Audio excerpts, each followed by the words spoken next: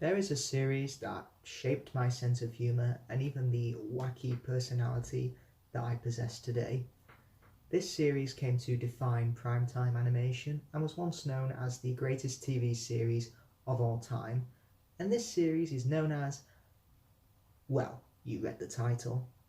For as long as I can remember, The Simpsons has been part of my upbringing. I can even remember when it used to be shown at 6 p.m. on BBC Two before they moved it to Channel 4. Everything about The Simpsons in the 90s was flawless in my opinion and hit all the right areas of comedy. It was over the top, it was subtle, it was surreal, it was grounded in reality. Not to mention its characters. While they were stereotypes on the surface, they came across as either well realised or just funny punchlines that I enjoyed spending time with.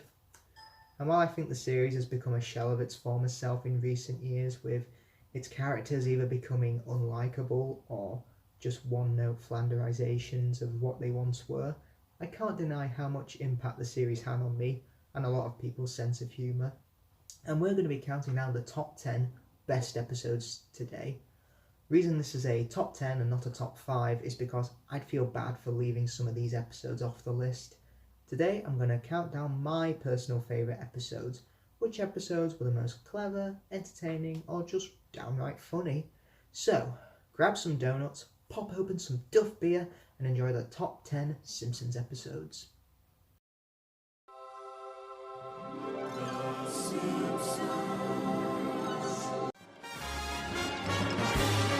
Number 10. Bart gets an F. For a lot of fans, The Simpsons' best years tend to be seasons 3 to 8, but for me, I extend its best years on both sides, and I think of seasons 2 through 9 as the series' best years, and this episode for me is the prime reason why I'd include series 2 in the series' best years. Season 2 what worked best in the first season and upped the ante. For one thing, the animation became more expressive, the world of Springfield became more fleshed out, and there was a sense of familiarity with these characters. Bart Simpson's primary character trait in the early years was that he was an underachiever and proud of it, but this episode aims to take that trait and place it in reality. Bart is constantly failing tests at school and they threaten to keep him behind in the 4th grade if he doesn't start doing better in class. For the sake of cheap laughs, they could have made Bart proud that he's not a good student, but what makes this episode work so well in my opinion is that he's truly scared about his situation and vows to do better, but it's not as easy as it looks. He struggles to stay focused during studying, or he just keeps putting it off until the last minute. His situation becomes so desperate that he even prays to God, and with the sincerity in his voice, you can tell he's so scared by failing. And even with the extra day of studying, the episode cleverly ends with Bart failing at a test yet again, but he claims he really tried this time. He did as good as he could do, but he still failed. The episode smartly shows that sometimes there are no easy answers to life, and for a lot of people, myself included, we all know the pressures and fear of failure and how damaging it can be, and this episode shows that beautifully. While there is a bit of a cop-out at the end, it's still so rewarding to see all of Bart's hard work paid off, even if he's still in the 4th grade after the events of this episode. But with a realistic situation, excellent writing, and witty jokes, Bart Gets an F certainly deserves to be on this list for its outlook on life. Number 9. Homer's Enemy. Similar to my previous choice, this episode aims to put a bit of reality into the series, but instead of portraying a realistic situation, this is more a person from reality entering the crazy world of The Simpsons. Frank Grimes is hired at the Springfield nuclear plant, but comes to head with Homer Simpson, who is the complete opposite to Grimes. Frank Grimes is a character who was abandoned at birth, blown up in a silo explosion, and had to study hard for his degree in nuclear physics, working hard every day in his life, but having not much to show for it. Now compare this to Homer Simpson, who winged his way through life, had everything handed to him on a plate, and takes little responsibility in his job, and is as stupid as, well, Homer Simpson.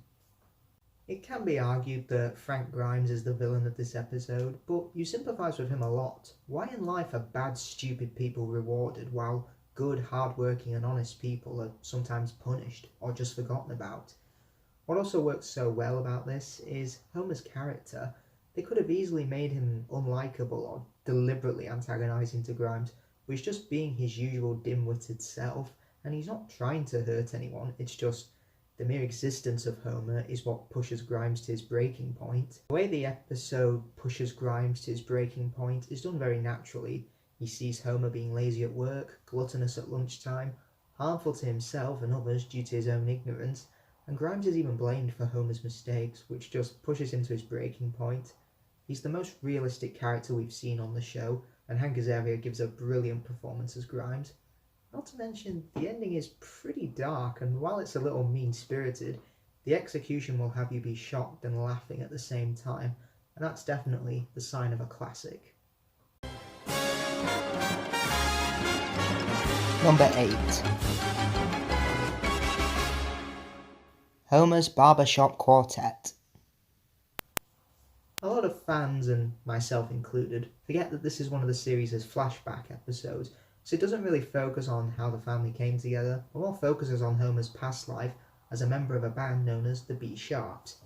Now, if you didn't already guess while watching the episode, it's more or less one big Beatles parody, such as the quartet starting off by performing in a bar, a member being replaced early on at the request of their manager, the worldwide success, and the breakup involving one of the members coming in with a new girlfriend. And while all the jokes hit bullseye for me, what I love so much about this episode is how multi-layered and accessible it is. As a kid, I wasn't too aware of the Beatles, but that didn't hinder my enjoyment of it because it still worked on a story and character level, as they don't hit you over the head with the references, but they work them into the story. For example, you've got the group's agent wanting Chief Wiggum to be replaced with Barney, and that's a direct reference to Pete Best being replaced with Ringo Starr and how unpopular this change was initially. But it works in this episode because we know Wiggum and Barney as characters, so we buy this story choice. And as a flashback episode, we know more about Homer and a bit of the supporting cast and their brief brush with fame. We become happy to see them succeed as a band, and even sad when they lose their kudos. And it's even made more funny that they were only popular for 5.5 weeks, which I don't know if it makes it funnier or kind of tragic. Plus, there's an excellent, and in my opinion, best cameo from former Beatle George Harrison. It's literally 20 seconds long, but the joke works so well due to Harrison's almost deadpan delivery and Homer's completely oblivious attitude. Now, with great writing, clever jokes, and fleshed out characters, Homer's Barbershop Quartet is the blueprint for how to do a parody, and is one of my favourites. Number 7. A Fish Called Selma. With seasons 7 and 8, new showrunners Bill Oakley and Josh Weinstein aimed to flesh out the supporting characters of the show, and one of the characters to get this treatment was actor Troy McClure. You may remember him from such series as The Simpsons when it was actually good. Now, instead of being just a recurring gag that he usually is, though it's a funny look at washed-up actors, might I add, this episode added a human side to his character when he takes Selma on a date and gains the attention of the media and McClure's agent, played by the one and only Jeff Goldblum, and his career begins to pick up again. And while there's great jokes in this episode, the prime example being the Planet of the Apes musical, which in 2 minutes is funnier than anything The Simpsons have put out in nearly 2 decades. It's one of the more serious that the show has ever done. Troy drunkenly admits to Homer that his marriage to Selma is a sham, and when she finds out that, it's cleverly not the end, as Troy explains that their situation is mutually beneficial. Troy's career is making a comeback and he's becoming a success again, and Selma is given a lavish lifestyle that she loves being in and doesn't want to give up. The episode also has Troy exist in his own vacuum of fame, where emotions are just a backseat for him, as seen in the ending when they both need to conceive a child, but he thinks it's too much work. And that proves to be the last straw for Selma, as she can take a loveless marriage, but doesn't want to bring a child into that, as she feels like she would be hurting someone. And while the episode isn't too much of a laugh riot, bar the Planet of the Apes musical, sometimes the best episodes are fleshing out the minor characters that we only see every once in a while. Number 6.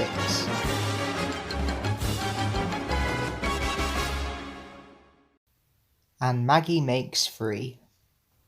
This is definitely the best flashback episode for me, and visually it's very different from previous flashback episodes. For example, every character in this looks the same as they do in the present day, whereas other flashback episodes would have either Homer with hair or Bart and Lisa looking younger. And while there's none of that here, it's a brilliant look in a rarely touched upon time in The Simpsons' past. Homer is shown to be completely out of debt and finds he can quit the nuclear plant and being able to work at the bowling alley as a pin jockey. The way he quits his job has me in fits of laughter whenever I watch it. However, during a romantic night out, Marge becomes pregnant and a new baby will mean a more financially stable job, which Homer doesn't want to go back to at the nuclear plant. While it's a realistic and pretty adult episode, there's still plenty of jokes to be had here, such as Homer's man-child life at his dream job, Patty and Selma hoping to make Homer miserable by telling everyone in town about Marge's pregnancy except him, which leads to an oblivious Homer hilariously not picking up on the signs. Furthermore, Homer eventually finding out about Marge's pregnancy. It's brilliantly funny, but at the centre is Homer's willingness to sacrifice his dreams to support his ever-growing family. You feel so bad for him when he literally has to come crawling back to his old job, but the episode reveals why he must stay there in the most subtle but beautiful way possible, sacrificing his own happiness for his own family's good, and that is the Homer Simpson that we know and love. Number 5. Homer Badman. The Simpsons often pokes fun at many aspects of society, such as religion and politics, and this episode looks at the media and single-mindedness. At a candy convention, Homer steals a rare piece of candy that ends up getting stuck on the family's babysitter's trousers, who is a college feminist but mistakes him for grabbing the candy as sexual harassment. This leads to young activists protesting outside their house and then an insane media circus. While Ashley Grant, the victim in this, is a feminist character, she's not entirely a villain here, as we see it from her perspective, and she did think that Homer was trying to lustfully grab her when it was just over candy.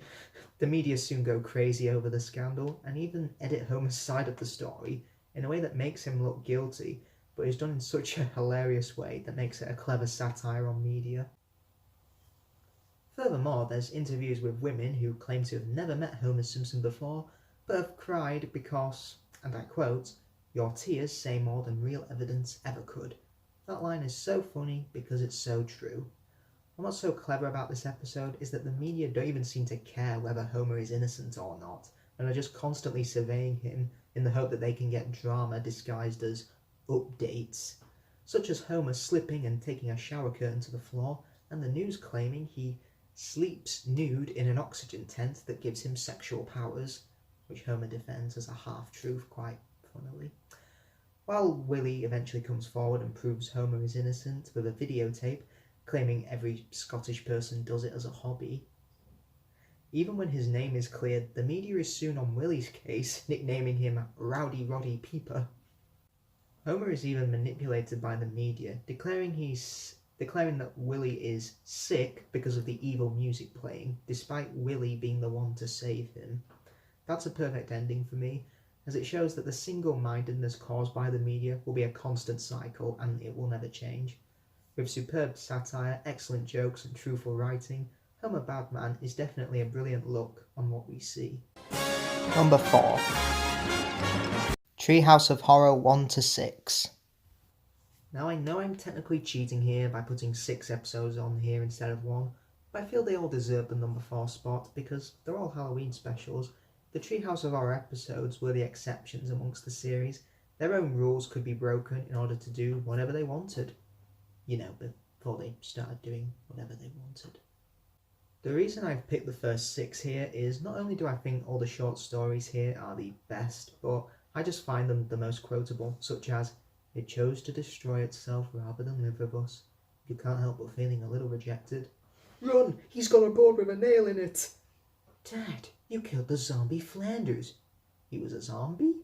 I could just go on forever. So many great quotes in these 6 episodes.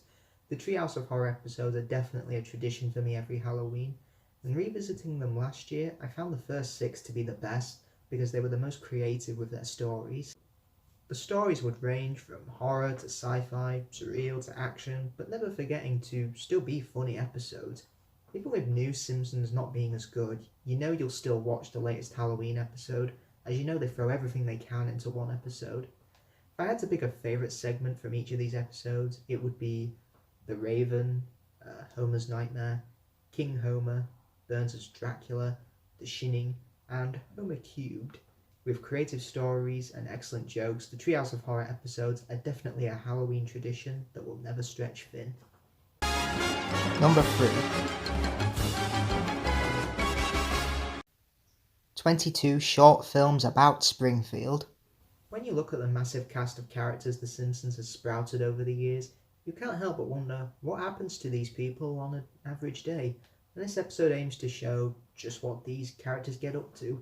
Some of these characters like Apu, Skinner and Cletus even get their own theme song, signifying possible spin-offs.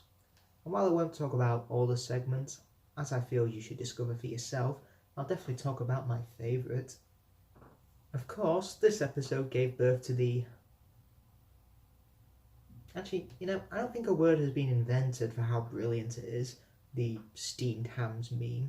But what works about it so well is how deadpan Skinner is in his lying and not wanting to look like a screw-up in front of Chalmers, even claiming Aurora Borealis is in his kitchen, not wanting to show that it's really on fire. The delivery and timing between Skinner and Chalmers is just astounding. I can't praise the scene enough. However, we also get a satire on Pulp Fiction, where Snake and Wiggum are caught by Herman, which seriously makes me question, what is this guy's deal? Nelson gets a taste of his own medicine when laughing at the very tall man, and Smithers and Burns end up in hospital when Smithers is stung by a bee. They seem basic on paper, but in execution they'll have you laughing for hours. Well, it did me anyway. With great segments, brilliant character writing, and the birth of a timeless meme, this episode gives you a short but sweet insight into the characters that inhabit our beloved series. Number 2. Cape Fear. While it's pretty normal to see this episode on many fans' favourite lists, I'm no exception because while the story is great, not only is it funny, it's really, really funny. Bart begins receiving death threats written in blood in the mail, but are shown to be coming from his old enemy, Sideshow Bob, who makes parole and plots revenge on Bart for foiling his schemes in the past. While the episode has superb jokes such as Homer not complying with his new name of Homer Thompson, the famous rake gag, Sideshow Bob singing the HMS Pinafore, the tension never takes a back seat and you really believe that Bart is in danger for his life. Sideshow Bob makes a believable villain in this, as Bart has constantly outsmarted him in the past, but the threat of him hasn't grown stale and you genuinely believe he could kill Bart, even if he's thwarted in the funniest ways possible, including this episode. Bart becomes increasingly paranoid as he believes everyone is out to get him, but they become great jokes in their own right. Furthermore, the jokes range from satire to surreal, and even ones that feel like they belong in a Looney Tunes cartoon. The climax of Bart asking to perform an entire musical before Sideshow Bob kills him may sound dumb, but when it's coming after such an established tone of wackiness and craziness, it works. And for me, all the jokes in this hit bullseye, and there's not one joke that didn't have me laughing hard at just how bizarre it is, but it never goes too far to betray what the series stood for. With a great revenge plot, excellent jokes and a threatening villain, Cape Fear is definitely worth its status as a classic. Number 1. Last Exit to Springfield. The best episode of the series is always up for debate, and definitely subjective, but Last Exit will always be the best for me. It has everything that makes The Simpsons the very best show that it was. The plot is tight and rich, the gags never fall flat no matter how many times I watch it, and the character writing is on top form. Mr. Burns hopes to undercut the nuclear plant's dental plan, which causes Homer to unwittingly become head of the union and resulting in a workers' strike. While I wasn't a huge fan of this episode as a kid because it was about workers' unions, which are interesting when you're a kid, growing up I realised just how tightly written the episode is. The McBain opening is funny by itself, but it shows how similar Burns is to the villain of the movie that Bart and Homer are watching. The B plot involves Lisa getting braces, but that's what drives the main story of Homer fighting to get the dental plan, otherwise he'll have to pay for Lisa's braces. Plus there's a great hero and villain dynamic between Homer and Mr. Burns. Homer is just absent-mindedly going through being president of the union, while Burns is hoping to raise him to his level, but Homer just has no idea what to do. Not to mention, all the jokes just hit bullseye in this episode. The Yellow Submarine parody, when Lisa's under anaesthetic, which makes me highly question what is that anaesthetic doing to make you imagine that.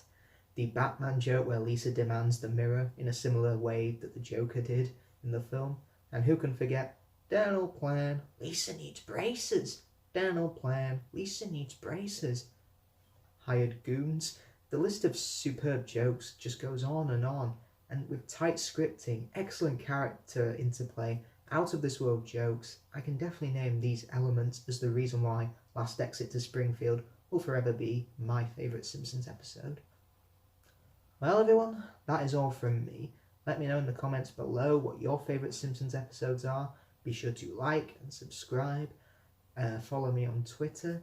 And I apologise if none of your favourite episodes made it to this list, but I'm sorry, there's too many to choose from in their early years. So I'll see you all next time for some donuts. Bye bye.